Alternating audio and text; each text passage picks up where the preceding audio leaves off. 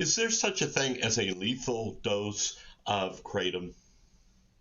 Not known yet. In all of the studies that have been done, no one's been able to find what that lethal dose would be. A recent Spotlight on America investigation looked into potential dangers of kratom, a drug many use as a health supplement, but now being linked, to overdose deaths all over. Advocates say 16 states have passed consumer protections against the dangers of kratom, with 8 more considering them this year. And the American Kratom Association says 9 states have an age, city, or overall ban on the drug, with 9 more considering a ban in 2025. But no action has been taken yet in Ohio, where a 27-year-old man died from an apparent lethal level of a component of kratom after routinely taking it to manage anxiety. That case now at the center of the debate. Is the product saving lives or taking lives? Well, we spoke to people in our region who say kratom has its good and its bad points, but does one outweigh the other? Gail McClanahan shows us both sides of this important issue. Okay, now green, it's more energy. Okay, now here red, it's more for pain. Q. Imir shows his supply of kratom at his Huntington store. He's been selling it for more than 10 years. Some of his customers use kratom to give them a boost of energy. Is kratom addictive?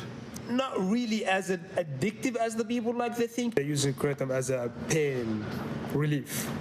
This is like the majority of the customers, like they use it as a pain relief, because they had like kind of surgery, or they don't want to use like a pain medicine.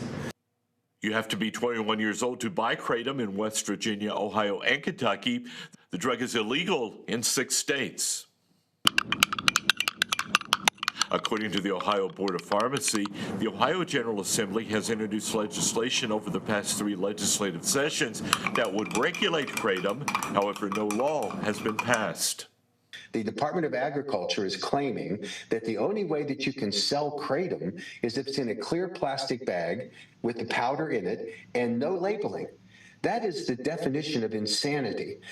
Matt Cadow with the American Kratom Association says the proposed Ohio policy invites people to manipulate the substance, making it more harmful. He points out that kratom in its natural form is safe. And the National Institute on Drug Abuse has invested $100 million of our money in studying kratom, and they say kratom is a potentially very valuable harm reduction tool for people that are struggling with opioids, and that people are using it safely. I really am at a loss as to why we need to add or allow the kratom in our armamentarium. I'm a little, from a medical standpoint, I'm a little lost in that area. Kentucky State Senator Donald Douglas has worked in the medical field for several years.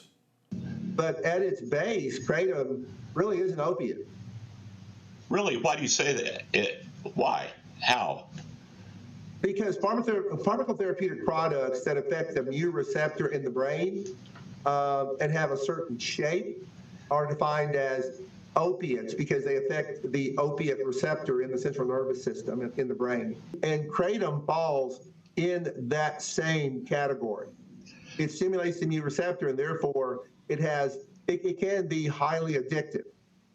The NIDA goes on to say that people who use kratom had stimulant-like effects like increased energy, alertness, and rapid heart rate, similar to opioids and sedatives that cause relaxation, pain relief, and confusion. The Food and Drug Administration says kratom is often used to treat pain and opioid use disorders, breaking the bonds of addiction. So we asked Senator Douglas about this.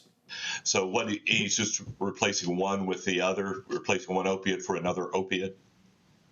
Well, he's replacing one opiate for another preparation for which society has said, okay, it's an herbal preparation, so it's not really an opiate, and it's more acceptable. Despite the fact that kratom has benefits, the NIDA reports a very small number of deaths have been linked to kratom products compared to deaths from other drugs. One of those kratom deaths took place in Ohio. Yeah, it's good point, bad points, but somebody died from using too much of it. the coroners and medical examiners sort of automatically go to the FDA guidance and say, oh, if the kratom was present in the bloodstream, therefore it was the cause of death. The National Institute on Drug Abuse has examined this issue carefully, and their conclusion is that kratom deaths are rare, and when they do occur, it's because of adulterated products or polydrug use. Is there such a thing as a lethal dose of kratom? Not known yet. In all of the studies that have been done, no one's been able to find what that lethal dose would be. The FDA says there are no approved uses for kratom, warning people not to use the product because of potential adverse effects. Both Senator Douglas and Heddell agree more studies need to be done on kratom to find out if it is useful to society or useless. Gil McClanahan, Eyewitness News.